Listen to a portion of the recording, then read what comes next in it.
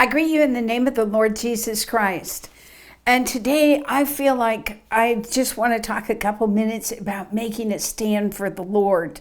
You know, in Exodus, the king had told the midwives, when the Hebrew women go into labor, kill the sons, and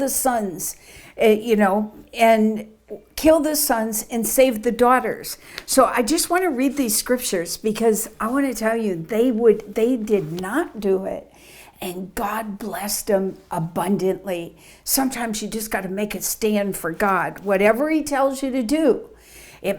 Other people might not understand it, but you stand for God. So in Exodus 1:15, the king of Egypt spoke to the Hebrew midwives, one of whom's name was Shiphrah and the other was Puah.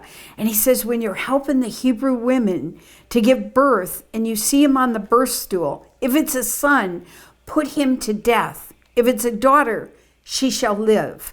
But the midwives feared God and did not do as the king of Egypt had commanded them, but let the boys live. So the king of Egypt called for the midwives and says, what have you done, letting the boys live? And the midwives said to Pharaoh, because the Hebrew women are not as the Egyptian women. They're vigorous and they give birth before the midwife can get to them. So they lied to Pharaoh. And it says, God was good to those midwives, and the people multiplied and become very mighty. And because the midwives feared God, he established households for them. Now, I just want to say, on this abortion issue, when you make a stand for God, God's going to make a stand for you. Now, we know Pharaoh came back later and said, every son in the land throw into the Nile, in such a rage, because that's what the devil wants to do. The Pharaoh, the principality called Pharaoh, wants to throw the children into the Nile, just wants them all killed at birth.